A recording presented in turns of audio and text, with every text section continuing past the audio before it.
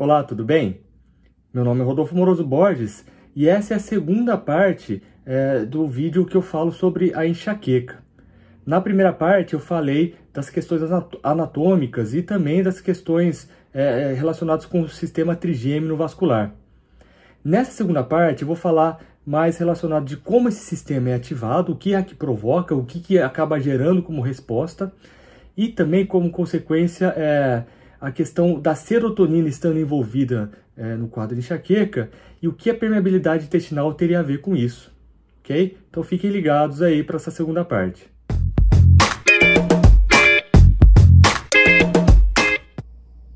E o que geralmente desencadeia a crise propriamente dita, né? Existem alguns gatilhos que desencadeiam então a enxaqueca em pessoas suscetíveis à enxaqueca. Principalmente alguns alimentos, né? Existem também alguns estressores, né? Tanto do ponto de vista físico ou emocional também, que acabam desencadeando algumas crises. Mas a partir do momento que existe então um gatilho, o que vai gerar vai ser então uma vasoconstrição. Então os vasos da base do cérebro ali vão ficar com seu diâmetro diminuído, e essa diminuição do seu diâmetro vai ativar então o sistema trigêmeo vascular, que vai então iniciar toda aquela questão de todas as fases ali da enxaqueca, né?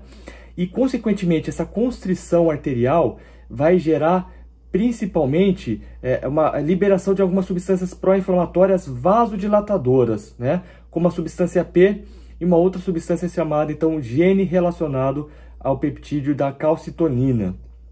Então tudo isso vai acabar gerando um processo inflamatório. Acredita-se também que há liberação do óxido nítrico, que vai também, como consequência, provocar a vasodilatação ali dessas artérias da base do cérebro. Um outro ponto muito importante é relacionado com a serotonina. Então, aí, quando eu falo de serotonina, eu vou começar a entrar numa outra questão, que é a questão da permeabilidade intestinal. Antes de eu falar propriamente aqui do que a serotonina ocasiona durante uma crise de enxaqueca, é importante descobrir como é que vai ser, então, de onde vai surgir a serotonina. O precursor da serotonina é um aminoácido essencial chamado L-triptofano. Esse aminoácido a gente só consegue adquirir através da alimentação. Então, existem alguns alimentos e suplementos que são ricos em L-triptofano, que vai então provocar uma reação em cascata para fazer a conversão em serotonina. O intestino então vai absorver esse L-triptofano e aí através de uma enzima chamada triptofano hidroxilase, o triptofano vai ser transformado então em 5-hidroxitriptofano. E aí, por sua vez, vai entrar uma outra enzima chamada um ácido aromático decarboxilase, que vai então converter então o 5-hidroxitriptofano em serotonina, ok? E aí, consequentemente, vai ter a circulação da serotonina, e essa serotonina vai conseguir atravessar a barreira hematoencefálica através do nervo vago, que é um nervo parasimpático que faz a inervação então do intestino, ok? Então, através da absorção dessa serotonina, ela vai ser conduzida ali para o nosso encéfalo. Acontece que alguns pesquisadores perceberam que pacientes com enxaqueca têm baixos níveis séricos de serotonina. Então tem alguns artigos, eu vou até colocar depois aqui na descrição do vídeo esses artigos, mostrando exatamente isso, de que pacientes que têm baixos níveis de serotonina, a tendência é de apresentar então um quadro de enxaqueca. E por que isso acaba provocando? Porque a serotonina ela é responsável por manter os vasos constritos, impedindo que ocorra aquela vasodilatação reflexa. Então, a partir do momento que eu tenho bons níveis de serotonina, além de eu não ter problemas psiquiátricos, como depressão ou síndrome do pânico, eu também evito crise de enxaqueca, justamente porque ele acaba ocupando receptores que poderiam ser ocupados por substâncias inflamatórias, provocando então aquela vasodilatação reflexa que eu acabei de comentar. E até por isso que existem alguns medicamentos, que a gente fala medicamentos agonistas de serotonina, justamente porque eles ocupam esses receptores de serotonina para impedir que ocorra então toda aquela cascata inflamatória. Só que aí falta um certo discernimento, né? A gente sempre acaba apagando incêndio, né? Porque a gente usa agonistas de serotonina para tratar enxaqueca, usa medicamentos antidepressivos para tratar depressão, mas nunca se entende por que chegou naquele quadro. E aí, para a gente entender melhor sobre isso, é interessante falar na questão da permeabilidade intestinal. Qual é o conceito, então, da permeabilidade intestinal? As nossas células intestinais, chamadas de enterócitos, elas têm vilosidades, né? Então, elas têm essas vilosidades justamente para aumentar a sua área de contato e de melhor absorção. E, além disso, elas são o que a gente chama de células justapostas, né? Existem células T, as tight junctions, que deixam os enterócitos bem unidinhos aqui para ter pouca permeabilidade, tá? E por que tem essa pouca permeabilidade? Para filtrar aquilo que vai entrar na nossa circulação e aquilo que vai continuar no tubo intestinal para ser excretado ali junto com as fezes, né? E até por isso que a ação, então, de algumas enzimas digestivas que permitem, então, quebrar aquelas macromoléculas, né, principalmente proteínas, gorduras e açúcares, em micromoléculas, para que elas possam, então, ser absorvidas e passar, então, pela parede intestinal, ok? Passando aqui, então, para ser absorvido pela circulação.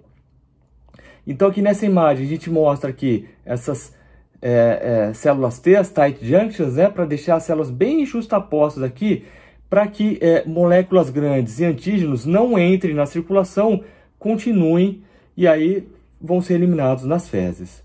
Então isso é muito importante, esse mecanismo, para a nossa proteção. Então existe uma função imunológica muito importante. Então a ação imunológica ali na região intestinal, ela é de extrema importância de proteção para a gente, exatamente porque é o que vai filtrar, o que vai impedir daquilo que vai entrar, para eliminar, e vai só filtrar aquilo que realmente nos interessa. Infelizmente, a teoria é muito linda, mas não é isso que acontece na prática. Existem alguns estressores, alguns alimentos principalmente, que destroem, então, todas essas tight junctions e vão aumentando a permeabilidade intestinal. Então, o que vai acontecer aqui? As vilosidades acabam perdendo o seu desenho ali, então vai diminuir sua capacidade absortiva e agora moléculas grandes vão começar a entrar aqui entre os vãos, né, do intestino e vai começar a gerar grandes problemas. Isso a gente chama de intestino hiperpermeável, o intestino permeável, ou leaky gut, é o termo em inglês. E quais são os estressores, quais são os alimentos que acabam gerando toda essa inflamação intestinal? Então, qualquer alimento que contenha glúten, alimentos que contenham a caseína, né, que é a proteína do leite, alimentos ricos em açúcares também, são tipos de alimentos que provocam, então, a destruição dessas tight junctions e aumentam, então, a permeabilidade intestinal. Qual que vai ser a grande consequência disso? Com o intestino mais hiperpermeável, vão começar a entrar substâncias que antes não entravam, moléculas grandes, alimentos mal digeridos e antígenos ali na circulação da região entérica, da região intestinal. E vai ativar então o nosso sistema imunológico, ativando o tecido linfóide associado ao intestino, que é chamado de GALT. O grande problema aqui é que essa sinalização imunológica do tecido linfóide associado ao intestino vai provocar uma resposta inflamatória sistêmica no nosso organismo, porque existem outros tecidos linfóides, né? E esses tecidos linfóides se comunicam através do MALT, que é o tecido linfóide associado às mucosas, e vai ativar todos os tecidos linfóides.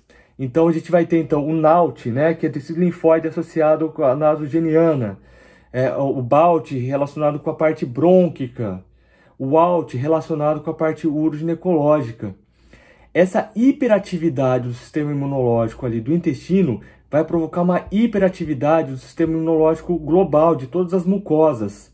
E a grande consequência disso é que paciente ele vai começar a apresentar alguns problemas imunológicos, alergias, né? Então sinusites ou infecções de repetições, rinites, cistites e repetições, as infecções urinárias, asma, dores de garganta e assim por diante. Então, um paciente que apresente esse quadro, né, de inflamações, infecções recorrentes, muito provavelmente ele está num intestino hiperpermeável. Isso vai gerar grandes consequências para ele, podendo gerar doenças autoimunes, porque vai hiperestimular o sistema imunológico do paciente, e a grande consequência disso é começar o sistema imunológico a atacar tecidos que não deveriam atacar tecidos nossos. Isso geralmente acaba provocando essa grande bagunça. Uma outra grande consequência, como eu tinha falado para vocês, é que o L-triptofano ele é absorvido pelo intestino e aí convertido em 5-hidroxitriptofano e depois em serotonina. Um intestino hiperpermeável, essa absorção de triptofano acaba sendo prejudicada, né? E aí esse L-triptofano se transforma em triptamina. E aí não consegue mais ser convertido de triptofano para 5-hidroxitriptofano e nem para serotonina. Então essa problemática de absorção do L-triptofano vai acabar ocasionando diminuição dos níveis de serotonina. E aí, como consequência, o paciente está mais sujeito a distúrbios psiquiátricos, como depressão e síndrome do pânico, por exemplo. Mas principalmente ele fica predisposto a ter problemas de enxaqueca. Estão me acompanhando? Então isso acaba gerando um grande problema para o paciente. Então o intestino hiperpermeável vai acabar, entre outras coisas, provocando uma baixa produção de serotonina e vai então acabar facilitando esses episódios de enxaqueca.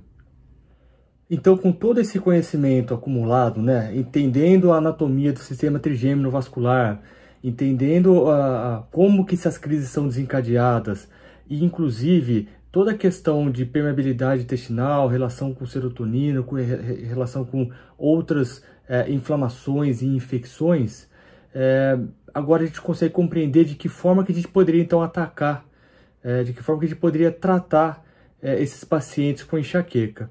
Esse vai ser o tema do nosso próximo vídeo, seria a terceira e última parte desse vídeo, tá? Então fiquem ligados que nos próximos dias aí esse vídeo vai ser publicado. Um forte abraço!